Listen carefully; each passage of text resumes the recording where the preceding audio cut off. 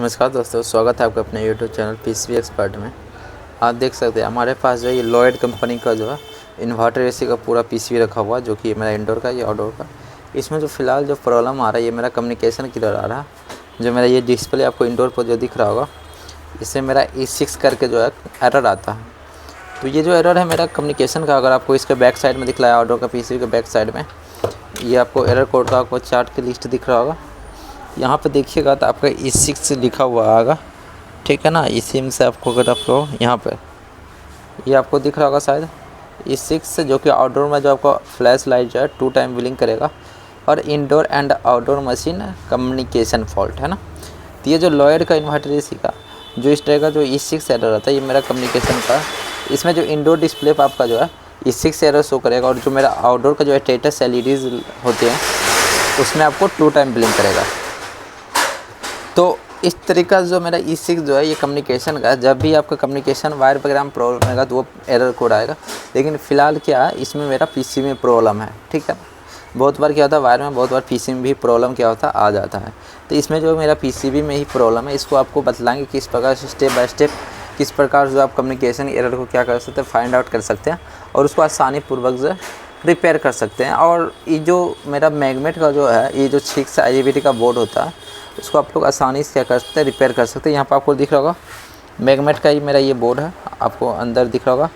Model number इसका होगा रेव 1.7 और ये भी 1.7 PCB F1 है।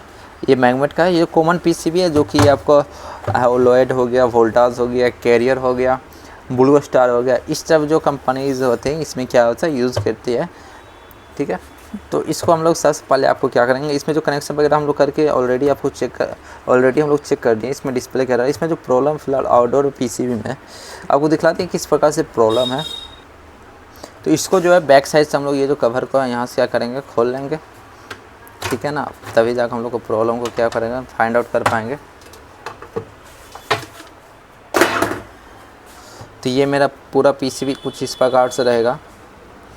और यहाँ से जो है आउटडोर पीस में जो ये मेरा जो है स्टेटस LED आपको दिख रहा होगा, ये SMD वाला LED, ये क्या करता पा रहा फ़िलहाल ग्लो नहीं करता आउटडोर का, ठीक है ना। क्योंकि इसलिए ये जो माइक्रो कंट्रोल मेरा क्या होता है ऑन ही नहीं होता।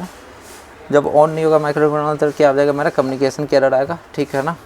तो इसमें क्या करेंगे, सबसे पहले हम लोग क्या करते हैं इंडोर को हटा देते हैं, क्योंकि फ़िलहाल अभी इंडोर का क्या ज़रूरत नहीं है हम लोग को क्या करेंगे, आउटडोर में डायरेक्टली जो है लाइन न्यूट्रल सप्लाई देंगे। और जो भी इसमें भी जो वोल्टेज है 15 वोल्ट, 12 वोल्ट और 3.3 वोल्ट, ये क्या करेंगे आपको चेक करके दिखलाएंगे बन रहा कि नहीं। अगर बन रहा तो किस कारण से है ना, अगर नहीं बन रहा तो किस कारण से नहीं बन रहा वो भी बतलाएंगे।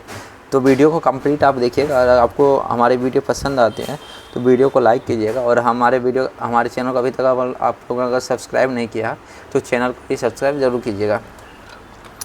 तो हम लोग क्या करते हैं, एक मेन लीड ले लेते हैं, ये मेरा मेन लीड हो जाएगा। और ये जो मेरा है लाइन और न्यूट्रल का वायर है, इसमें क्या करते हैं डायरेक्टली इनपुट देते हैं यहाँ पर और यहाँ पर, ठीक है ना। अब क्या करेंगे हम लोग सीरीज में सबसे पहले इनपुट देंगे, और पीसीबी को आपको सही तरीक़ा से हम दिखलाने की कोशिश कर रहे हैं। तो आपको ये पूरा पीसीबी आपको नज़र आ रहा होगा। और एक मल्टीमीटर ले लेते हैं हम लोग, ये मल्टीमीटर हमारा हो गया। तो अब क्या करते हैं हम लोग फर्स्ट बार क्या करते हैं सीरीज में लाइन देते हैं। सो सीरीज में लाइन दिए, मेरा क्या होगा ग्लो करके क्या हो गया, कम हो गया, ठीक है ना। अभी थोड़ा सा कर देंगे लोग। तो अभी फ़िलहाल क्या है, यहाँ पर AC वोल्टेज आपको अगर चेक कराएं, यहाँ से देखिएगा लाइन और न्यूट्रल में क्या है मेरा AC वोल्टेज आ चुका है।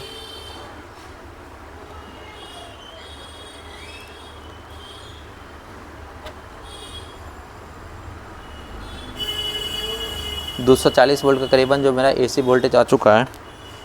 तो अब जो है मेरा ये जो AC वोल्टेज है, यहाँ पे जो मेरा 2 कैपेसिटर लगा हुआ है, ये मेरा DC वोल्टेज करेगा, ठीक है ना। अगर आपका यहाँ पे DC करके यहाँ चेक करेंगे, अगर आपका सीरीज मतलब ग्लो करता ही रहता है तो आपको ये जो है ब्रिज रेक्टिफायर ब्रिज चेक कर लेना।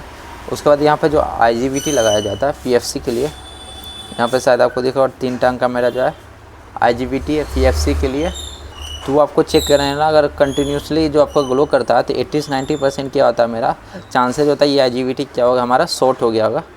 तो अभी फ़िलहाल क्या कर रहा है, मेरे कंडीशन में जो है ग्लो नहीं कर रहा, अगर ये IGBT शॉर्ट रहेगा तो आपको यहाँ पे 300 वोल्ट भी नहीं बनेगा, ठीक है। तो आपको अब DC वोल्टेज हम लोग चेक करा देते हैं। यहाँ पर जो मेरा 300 वोल्टेज प्लस जो है यहाँ पर बन रहा है कि नहीं, यहाँ पर दिख रहा होगा आपको 328 वोल्टेज DC क्या कर रहा है, मेरा बन रहा है। अब क्या हो गया, जब यहाँ पे 300 वोल्ट बन जाएगा तो यहाँ से मेरा क्या हो जाएगा, SMPS मेरा क्या हो वर्क करना शुरू कर देगा, ठीक है ना। SMPS में यहाँ पर आपको दिख रहा होगा एक स्विचर IC लगा हुआ है। आपको फिलहाल अब क्या करते हैं, हम जूम करके दिखलाते हैं, ठीक है ना। तो आपको यहाँ पे दिख रहा होगा ये जो मेरा है 7 पिन का, यहाँ पे एक पावर IC या फिर स्विचर IC इसको हम लोग बोल सकते हैं, ये जो है। तो ये क्या काम करेगा, यहाँ पे आपको जो है DC जो वोल्टेज बन रहा 300, उसको यह क्या करेगा, उसको AC फॉर्म में कन्वर्ट करने का काम करेगा, स्विचिंग करने का काम करेगा। जनरली इतना आप आसानी से समझना है तो ये स्विचिंग करने का काम करेगा, जो कि DC वोल्टेज वो क्या करेगा, AC वोल्टेज में तब्दील हो जाएगा। तब्दील होने के बाद ये जो मेरा ट्रांसफार्मर वर्क करने लगेगा, वर्क करेगा तो यहाँ से जो है आपको 2 को डायोड आउटपुट में दिख रहा होगा, ये 2 को डायोड, ठीक है ना। ये 2 को मेरा जो डायोड है, ये 2 को शॉर्ट की डायोड है, सेकेंडरी में जो कि यूज़ किया गया है। एक पे मेरा जो है 15 वोल्ट बनेगा, एक पे जो है करीबन 7 से 8 वोल्ट के करीबन बनता है, 8 वोल्ट के करीबन यहाँ पे बनेगा। ये 15 वोल्ट जो है ये डायरेक्ट मेरा इस जो गेट ड्राइवर IC है, जो कि 6 3 फेज गेट ड्राइवर IC इसको हम लोग बोलते हैं। ये क्या करता है, जो 3 फेज जो बन रहा है, जो कि कंप्रेसर के 6 MOSFET को जो है वो क्या करेगा, उसको गेट को ये जो है ड्राइव करेगा, जो कि इसका पिन नंबर 1 पे जो 15 वोल्ट जाएगा, ठीक है। जो इसका पिन नंबर 1 होता है, इसका 15 वोल्ट होता है। तो ये जो 15 वोल्ट इस डायोड से है ना बनेगा, तो ये मेरा डायरेक्ट इस गेट ड्राइवर IC में जाएगा, 3 फेज गेट ड्राइवर IC में। उसके बाद ये जो मेरा एक PFC के लिए जो गेट ड्राइवर IC लगता है ना, TC 4427 या फिर 4424, तो इसमें भी चला जाएगा। ये मेरा क्या है, PFC के लिए ये जो है यहाँ पर IGBT लगता है 50J/22, तो उसको क्या करता है, यहाँ पे उसको गेट को ड्राइव करने के लिए इस पर भी 15 वोल्ट जाएगा, ठीक है। और जो मेरा है, और यहाँ पे जो 8 वोल्ट बनेगा, उससे क्या किया जाता है, एक रेगुलेटर लगा के 3.3 वोल्ट में कन्वर्ट करने के बाद जो है इस पर जो मेरा माइक्रो कंट्रोलर है उस पर 3.3 वोल्ट भेजा जाएगा। और यहाँ पे एक मेरा EEPROM लगा हुआ है, इस पर भी 3.3 वोल्ट भेजा जाएगा।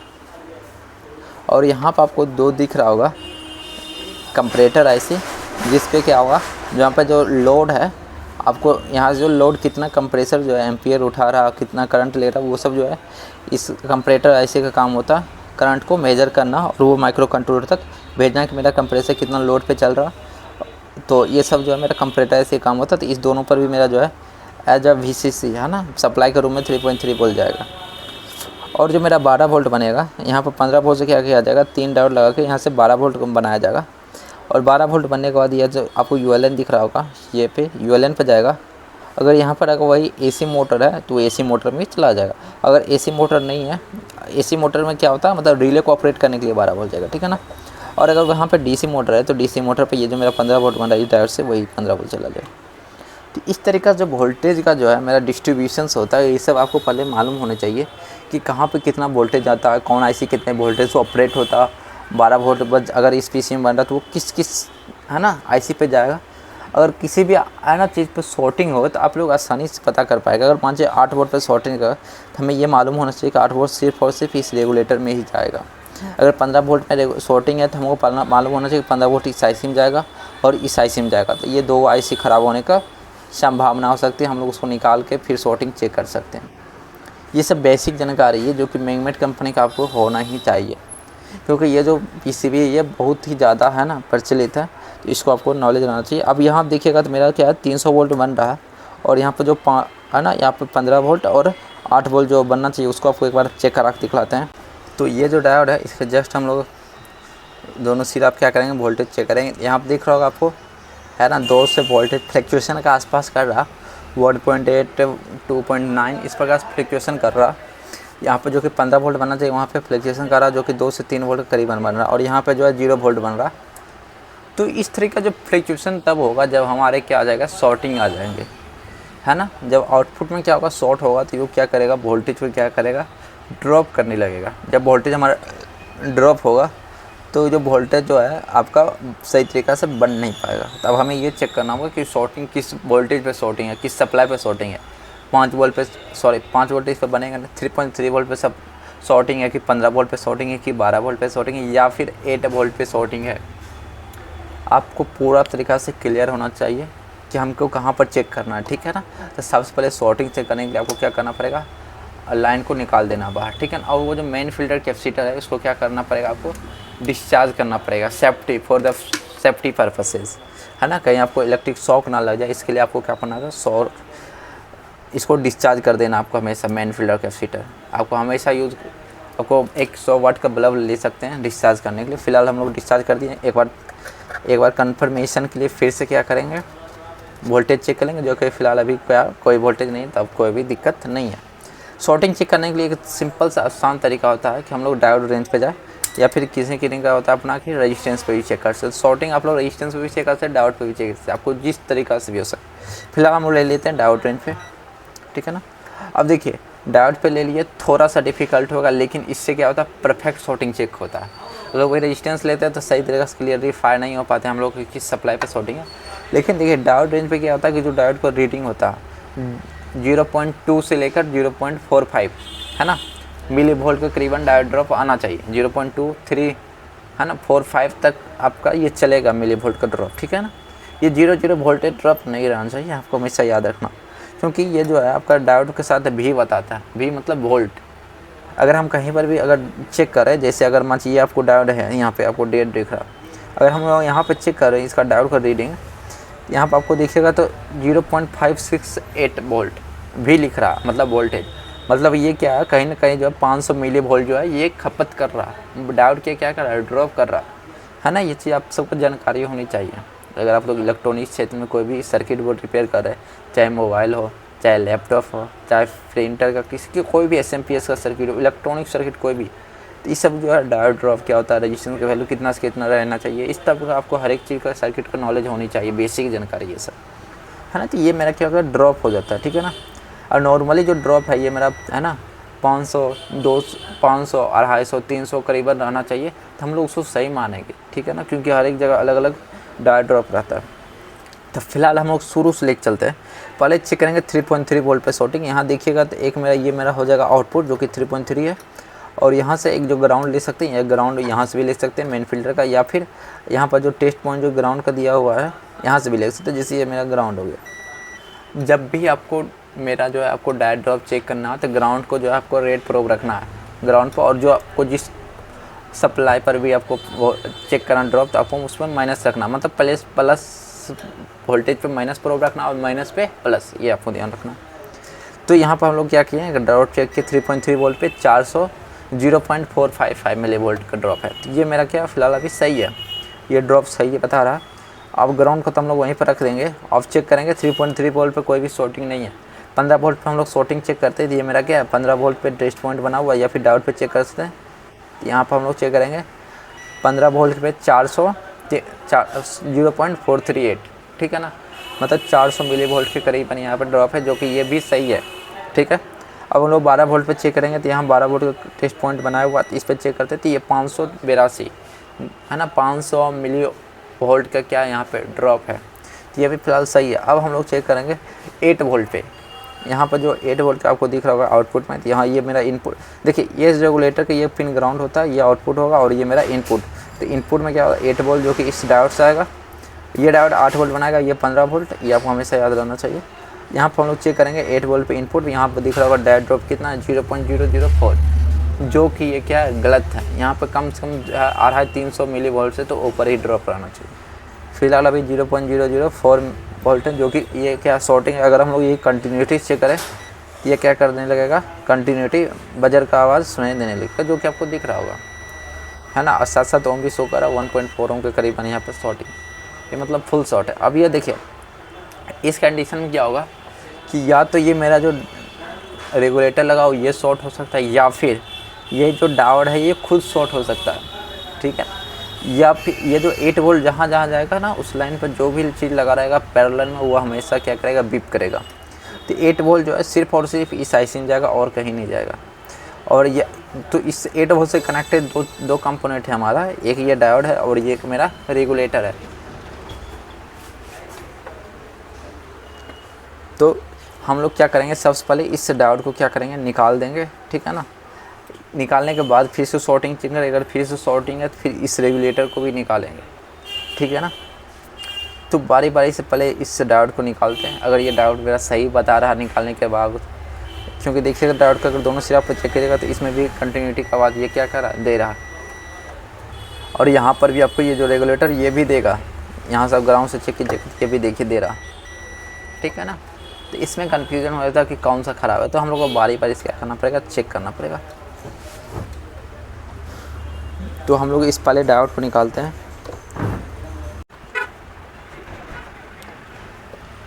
तो ये जो डायोड है हम लोग क्या क्या निकाल दिए हैं।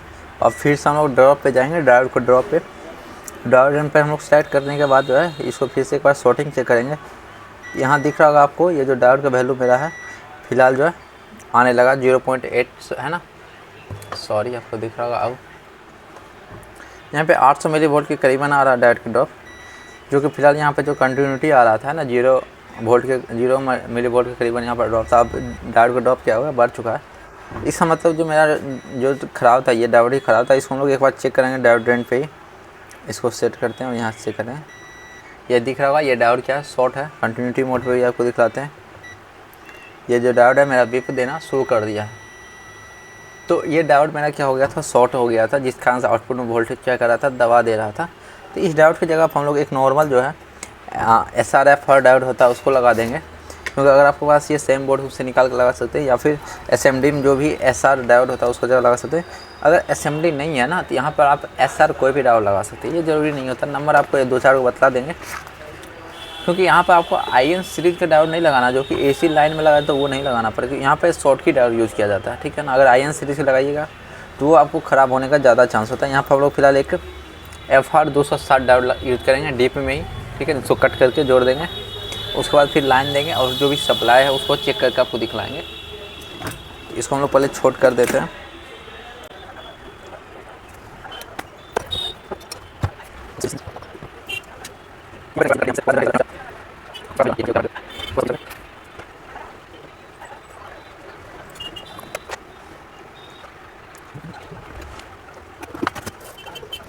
तो यहाँ पे जो है हम लोग क्या क्या डायोड को लगा दिया, और एक बार फिर से क्या करेंगे, लगाने के बावजूद एक बार सॉर्टिंग चेक कर लेंगे, ठीक है ना। यहाँ पर रखे और यहाँ पे डायोड के वैल्यू चेक करते हैं। अब देखिए 400 मिली है ना, मिली वोल्ट का ड्रॉप आ चुका है। तो ये डायोड मेरा क्या है, सही है।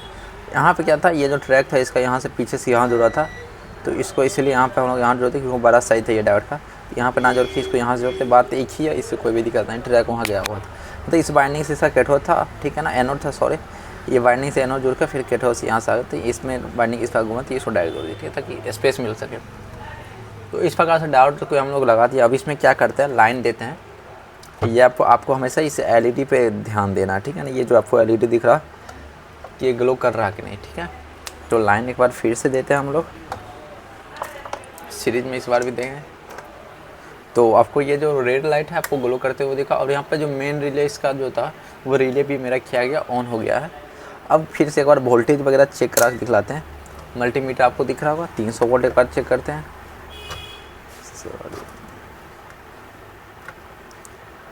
322 वोल्ट जो कि आपको परफेक्टली दिख रहा होगा। अब हम लोग सेकेंडरी में जो वोल्टेज है उसको चेक करेंगे। तो ग्राउंड को हम लोग यहाँ रख देते हैं, टेस्ट पॉइंट पे ग्राउंड पे, और यहाँ पे हम लोग 15 वोल्ट चेक करेंगे। तो 14.87 वोल्ट जो कि परफेक्ट है।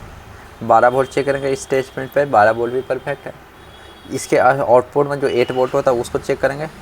सॉरी 8 वोल्ट जब 4.6 वोल्ट होना, बट कोई बात नहीं, ठीक है ना, वो क्योंकि 3.3 वोल्ट ही लेना आउटपुट, ठीक है। यहाँ 4.6 वोल्ट बन रहा, तो ये भी परफेक्ट है। इसका आउटपुट में 3.3 वोल्ट चेक करेंगे, ये भी परफेक्ट। मेन जो मेरा कारण था आउटपुट वोल्टेज दबाने की, ये डायोड का शॉर्टिंग की वजह से था, ठीक है ना। अभी फ़िलहाल हम लोग चेक किए, डायोड को चेंज किए, शॉर्टिंग रिमूव हो गया, और जो है डायोड नया लगा दिया, और मेरा परफेक्टली पीसी काम करना शुरू कर दिया, ठीक है ना। तो अब क्या करेंगे हम लोग, इसको जो इंडोर टू आउटडोर कनेक्शन करेंगे, फिर आपको हम लोग चेक कराएंगे कंप्रेसर वगैरह, indoor motor, outdoor fan motor, हर एक चीज़ जो है हर एक चीज़ कनेक्ट करके एक बार फिर से आपको हम लोग क्या करेंगे, चालू करके आपको दिखलाएंगे ये मेरा रिपेयर हुआ है कि नहीं, कि इसमें और भी कोई समस्या, ठीक है ना। जनरली और इसमें समस्या नहीं हो सकती है, ठीक है ना, नहीं होना चाहिए क्योंकि इतना ही बहुत ज़्यादा ही होता है, ठीक है ना। तो इस तरह आपको वीडियो अगर आपको अच्छा लग रहा है तो वीडियो को लाइक करते जाइएगा। अगर आप चैनल पर पहली बार आए तो चैनल को सब्सक्राइब कीजिएगा। तो वीडियो को आगे देखते रहिए। जो हम लोग आउटडोर पीसी में जो इसका जो आउटडोर का मोटर होता है इसको कनेक्ट कर दिया, और यहाँ से जो है इसको कंप्रेसर भी हम लोग क्या किया, कनेक्ट कर दिया। और फिलहाल ये जो मेरा इंडोर का पीसी कनेक्ट है और इसका जो इंडोर का ब्लोअर मोटर ये कनेक्ट कर दिए। अभी फ़िलहाल ये पावर में है, ठीक है। इसको हम लोग स्टैंड बाय से रिलीज करेंगे तो मेरा जो आउटडोर जो है चालू हो जाएगा। इसको यहाँ से माइक्रो स्विच से ऑन करते हैं।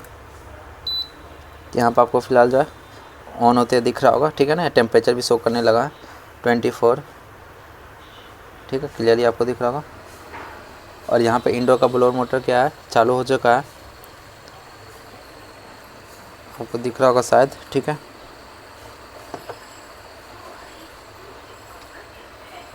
तो यहाँ पे जो है ये आउटडोर का मोटर भी मेरा क्या हुआ, चल गया है। और यहाँ पर मेरा कंप्रेसर भी क्या हुआ, स्टार्ट हो गया है, ठीक है, आपको दिख रहा होगा। और इस तरीका से मेरा पीसीबी जो है रिपेयर हो गया। इसको आवाज़ सुनाते कंप्रेसर का।